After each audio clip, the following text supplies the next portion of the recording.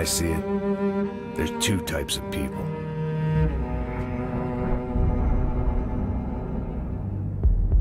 Those who spend their lives trying to build a future,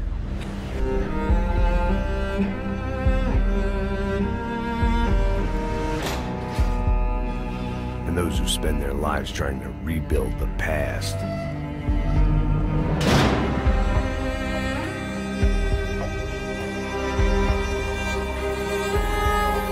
For too long, I've been stuck in between, hidden in the dark, locked on a course of destruction. Hello everyone, it's time for my review of Max Payne 3 for the PlayStation 3, Xbox 360 and PC.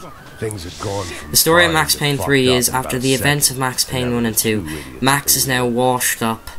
He's no longer with the NYPD and he's been now hired for a private security firm in Sao Paulo, Brazil, protecting a wealthy businessman named Rodrigo Branco. Without giving too much away, things go south pretty quickly. This game's story is fantastic. It's one of the best stories I've ever seen done for a game. I mean, well, it was Max Payne. I was expecting a really great quality story. The first two were amazing stories, and the third one's no exception. Rockstar have weaved together a fantastic story. It's well written. It's very good. I do like the story very much. That's one reason why you should definitely play this game. Gameplay-wise, you use the left analog stick to move Max in any direction you want. Use the right stick, right analog stick, to move your aiming reticule. You can dive into shoot dodge by pressing the L2 button and pushing the left analog stick in any direction. And you can activate bullet time by just clicking the right analog stick. It's L1 to aim, R1 to shoot.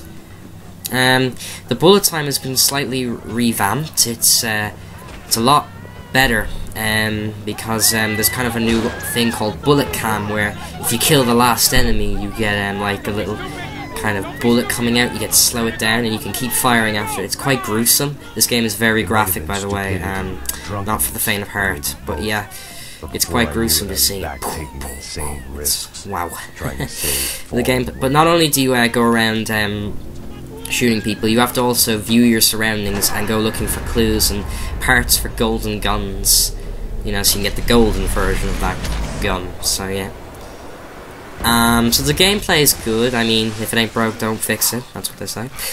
It still works, it's fun to play, and it's not that repetitive. There's also a new cover mechanic, so it's been kind of brought into the new gaming era with the cover mechanic, and the cover mechanic works really well. You press the square button to take cover behind anything, and cover is destructible. A lot of the cover is destructible, so that's pretty good. So yeah, that is pretty cool. The audio in this game is fantastic. Max Payne's voice actor James McCaffrey delivers another stellar performance as Max Payne. It's well done. I mean, it's definitely one of the best performances I've heard in the game. And most of the voice acting in this game is good, but James McCaffrey's Max Payne performance just stands out as the most, as it's brilliant. It's just amazing.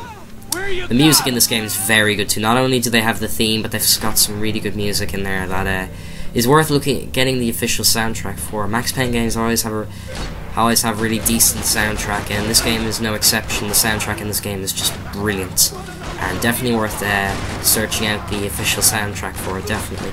The weapons all sound like they should. I mean, you know, machine guns have, they know that kind of like the sound, and you have the pistols, you know, and all that. They all sound like they should, and that's good. So yeah, the game's sound is fantastic. The replay value in the single player is really good. I mean, you can go back and search for the clues, as I said, that you've missed, and you've got the golden guns to search for as well, and it's fun to play the levels again, and they're very long too. When you look at the different chapters, you may think it looks short, but each chapter is very long, so it's actually not that short. The game will take you about maybe 10-12 hours to complete, even more if you're playing on a harder difficulty, as this game will be very hard. Any bad things that I have to say about the single player? There's a couple of glitches that happened. Like, for one thing, a cutscene didn't activate when it was supposed to, so I was searching around the area I wasn't even supposed to be in. And, like, I saw things loading up in front of me, and I saw a glitched out world. It was just weird. What else is there? The game can freeze a couple of times. It froze on me twice, actually, after playing it for a while. Froze on me twice, so I don't know if that glitch still occurs, but yeah, that's another one.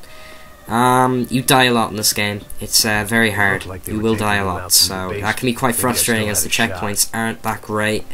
But yeah, they're very bad. You die a lot, so be careful of that.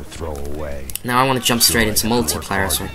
And ROCKSTAR brought in a new thing for this called crews, where basically you form a crew and you can invite your friends or other people onto it, and you know, you can have feuds with other crews and all that. This will carry over into GTA 5 when it comes out, so that's a pretty cool feature.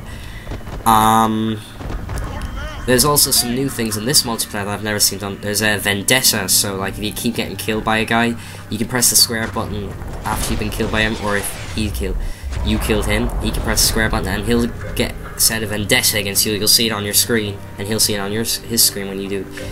And if you kill him, I think you get extra points for it. So yeah, and if he kills you, he'll get the extra points for it. So it's very simple. It's a very nice idea, and I do like it.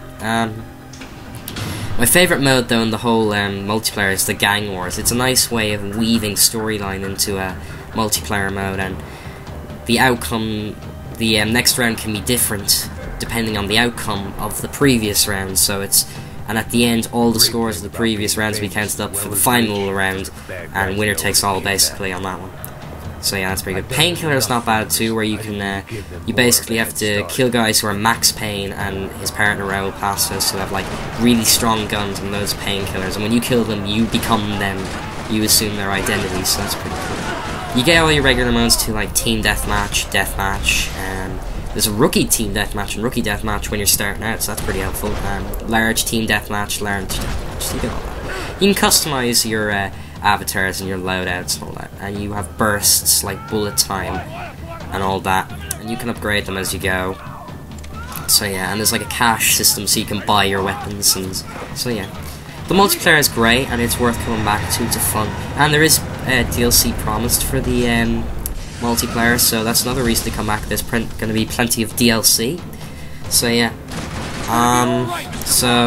Yeah, the multiplayer is very good. There isn't any issues. I have had no issues with the multiplayer, so the multiplayer should be grand.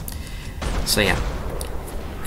So Max Payne 3 is probably my game of the year so far. It's the best game I've played all year.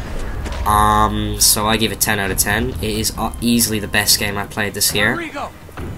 So I'm curious to see now what game will beat it. I'm hoping there will be a game that beat it, you know. So yeah. Thanks for watching, and I'll see you guys on the next review. Bye-bye. Destruction.